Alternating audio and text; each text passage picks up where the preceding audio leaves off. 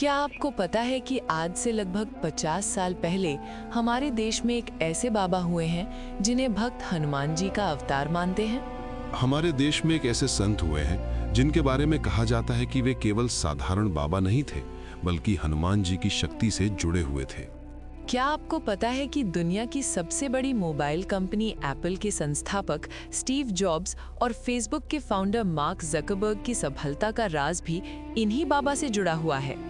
ये सुनने में अजीब लग सकता है, लेकिन एप्पल और फेसबुक जैसी दिग्गज कंपनियों के पीछे भी कैंची धाम और नीम करौली बाबा का नाम जुड़ा हुआ माना जाता है।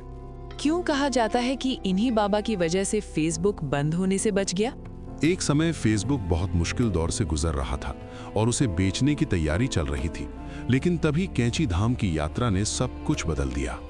क्या ये सच है कि स्टीव जॉब्स ने खुद मार्क ज़करबर्ग को भारत आने और उसी मंदिर में जाने की सलाह दी थी जहां वे कभी गए थे?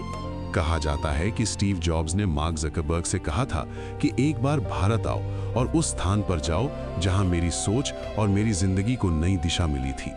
कैसे मार्क ज़करबर्ग भारत आए और कैंची धाम में कुछ समय बिताने के बाद उन्होंने फेसबुक को बेचने का इरादा बदल दिया? कैंची धाम में कुछ समय बिताने के बाद मार्क ज़करबर्ग का निर्णय पूरी तरह बदल गया और उन्होंने फेसबुक को आगे बढ़ाने का फैसला किया, जो आज दुनिया की सबसे बड़ी कंपनियों में से एक है।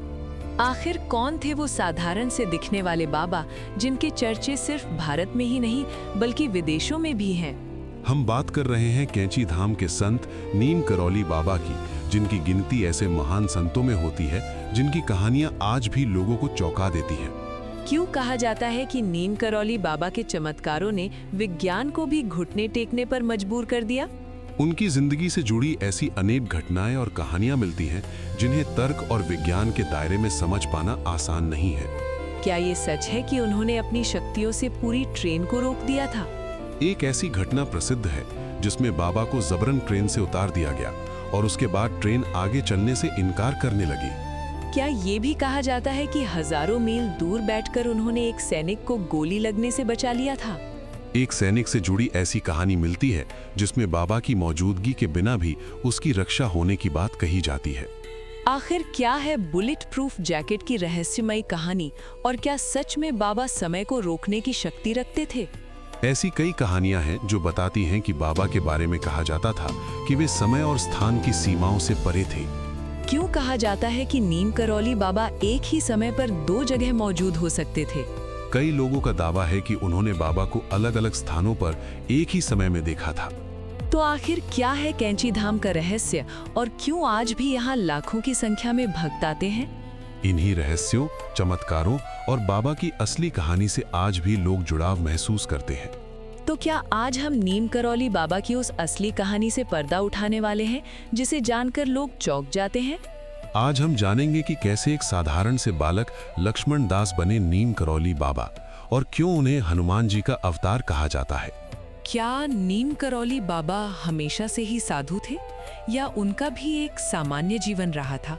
नीम करौली बाबा भी एक समय सामान्य इंसान की तरह ही जीवन जी रहे थे। क्या आपको पता है कि नीम करौली बाबा का असली नाम लक्ष्मण दास शर्मा था? उनका जन्म उत्तर प्रदेश के फिरोजाबाद जिले के अकबरपुर गांव में एक ब्राह्मण परिवार में हुआ था और उनका नाम लक्ष्मण दास शर्मा रखा गया था। क्या ये सच है कि उनका विवाह बहुत कम उम्र में ही करा दिया गया था? उस समय की परंपरा के अनुसार मात्र 11 वर्ष की उम्र में ही उनका विवाह करा दिया गया था। फिर क्यों लक्ष्मण दास का मन कभी भी गृहस्थ जीवन में नहीं लगा? उनका मन बचपन से ही हनुमान जी की भक्ति में रम चुका था और सांसारिक जीवन उन्हें आकर्षित नहीं करता था। क्या यही कारण था कि शादी के बाद भी उन्होंने अपना घर छोड़ दिया? विवाह के कुछ समय बाद ही वे घर छोड़कर साधु संतों की तरह भटकने लगे। क्या ये भी कहा जाता है कि बहुत कम उम्र में ही उन्हें आध्यात्मिक ज्ञान प्राप्त हो गया था? माना जाता है कि 17 वर्ष की उम्र तक उन्हें गहरा आध्यात्मिक ज्ञान प्राप्त हो चुका था। तो फिर वे वापस घर क्यों लौटे अगर उनका मन साधना में ही लगता था? अपने पिता के आग्रह और विनती पर वे कुछ समय के लिए वापस लौट आए और गृहस्थ जीवन स्वीकार किया। क्या इस दौरान उनका परिवार भी हुआ था? इस समय के दौरान उनके 2 बेटे और एक बेटी हुई। लेकिन फिर भी क्यों कहा जाता है कि उनका मन कभी भी पूरी तरह घर में नहीं लगा? जिनका मन एक बार हनुमान जी की भक्ति में रम जाए, उनके लिए सांसारिक बंधन टिक नहीं पाते। क्या इसी कारण उन्होंने एक बार फिर अपना घर छोड़ दिया था? सन 1958 में उन्होंने दोबारा गृहस्थ जीवन का त्याग कर दिया और पूर्ण रूप से साधना के मार्ग पर चल पड़े। तो क्या यहीं से लक्ष्मण दास के जीवन में एक नया मोड़ आया? यहीं से वो यात्रा शुरू हुई जिसने लक्ष्मण दास को आगे चलकर नीम करौली बाबा बना दिया।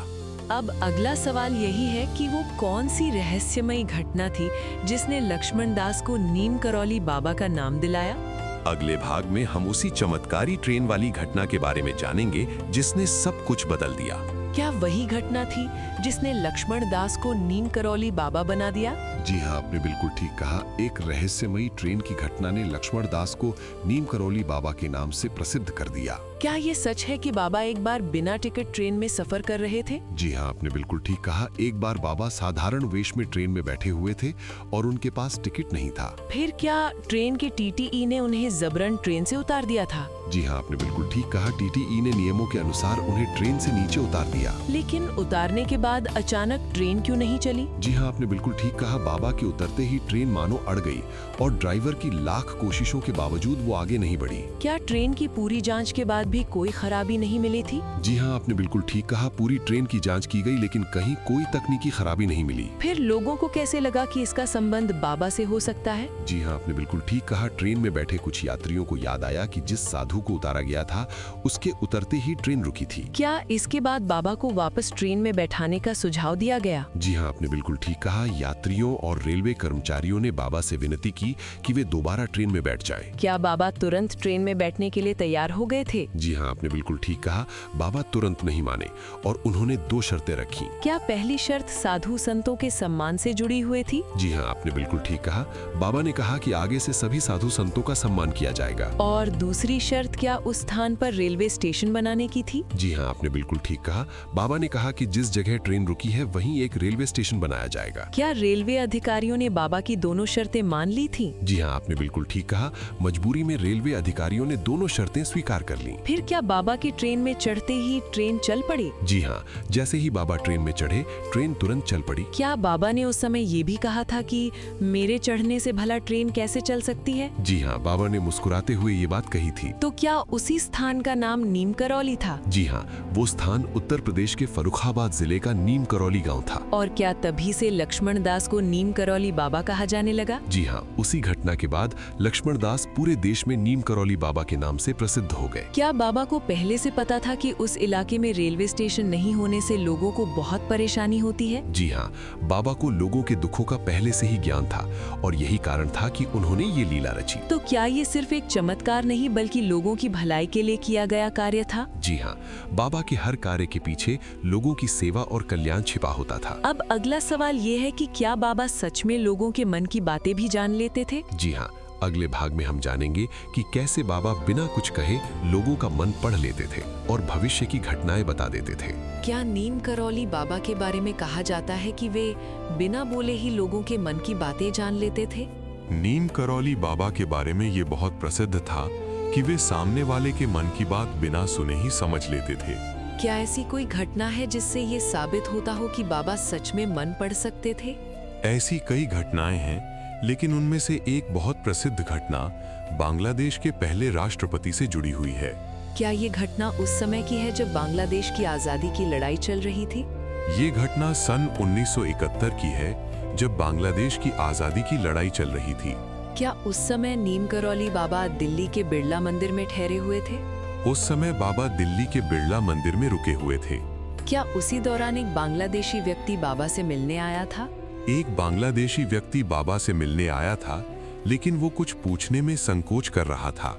क्या बाबा ने उससे कुछ पूछे बिना ही उससे बात शुरू कर दी थी? बाबा ने उसे देखते ही कहा कि तुम चिंता मत करो, तुम्हारा भाई जल्द ही रिहा कर दिया जाएगा। क्या बाबा ने ये भी कहा था कि तुम्हारा भाई आगे चलकर राजा बनेगा? बाबा ने साफ शब्दों में कहा था कि तुम्हारा भाई आगे चलकर राजा बनेगा।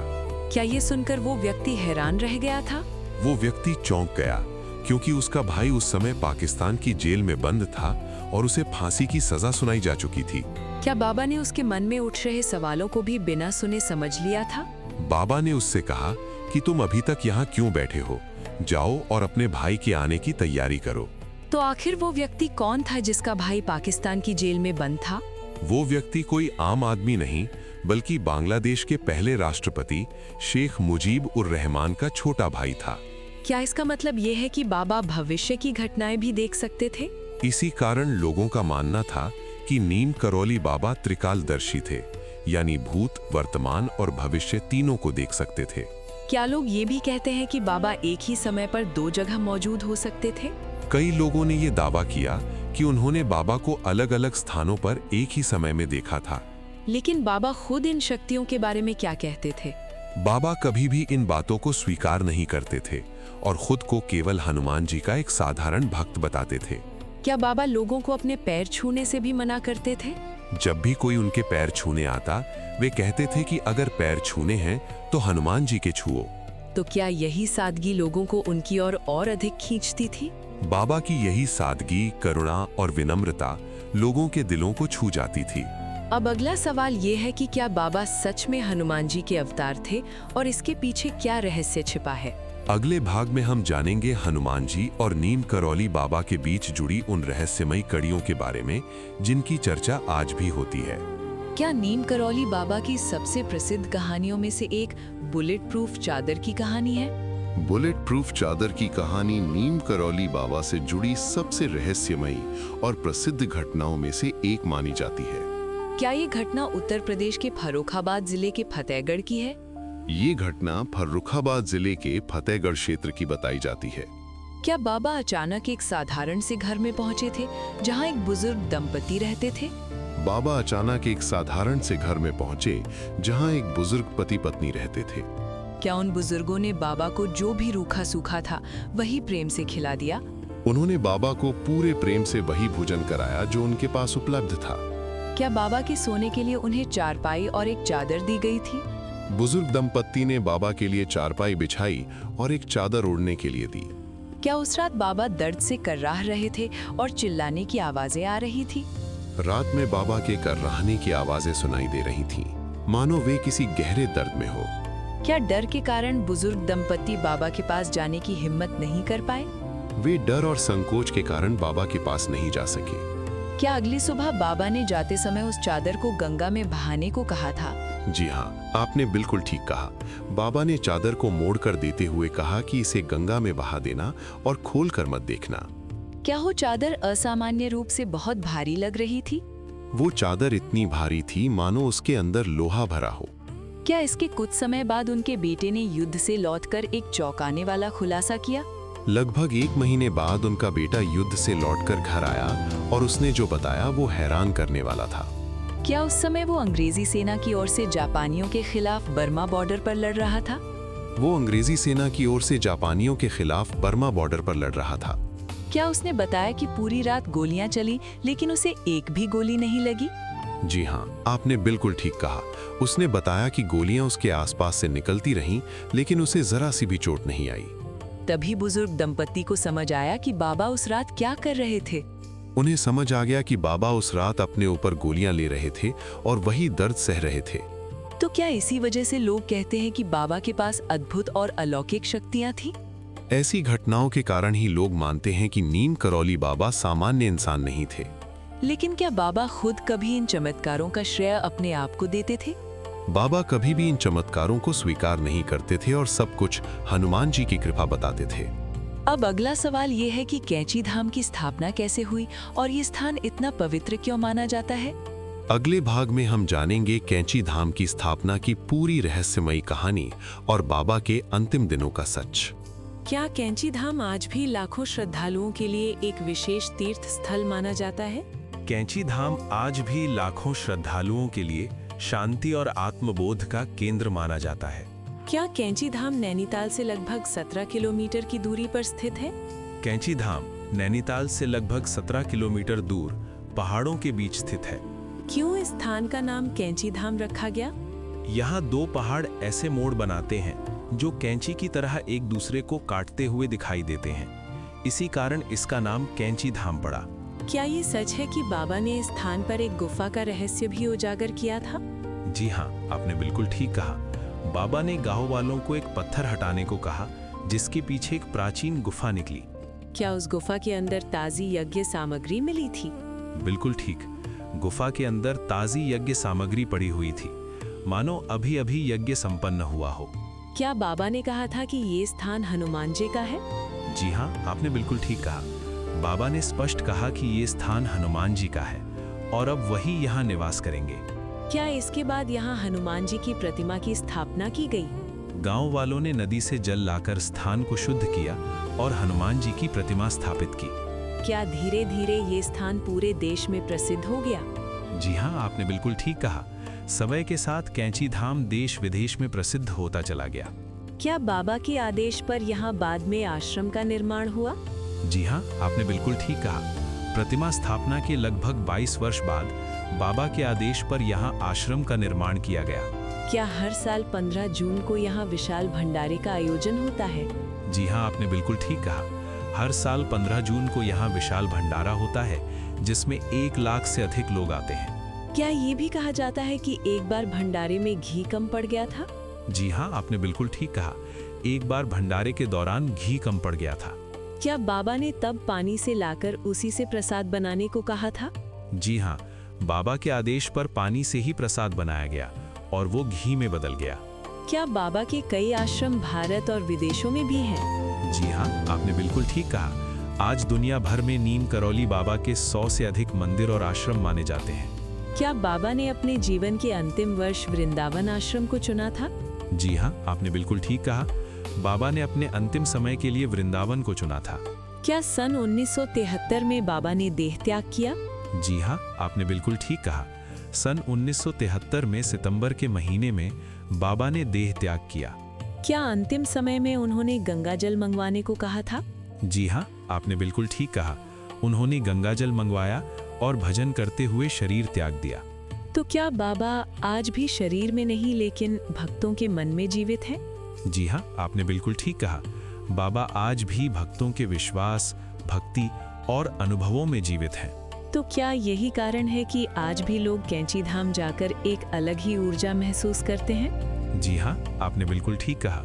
आज भी जो वहाँ जाता है वो बाबा की उपस्थिति और शांति को महसूस करता है। तो क्या नीम करौली बाबा की कहानी यहीं समाप्त होती है? जी हाँ, आपने बिल्कुल ठीक कहा। बाबा की कहानी शब्दों में समाप्त हो सकती है, लेकिन उनकी अनुभूति कभी समाप्त नहीं होती।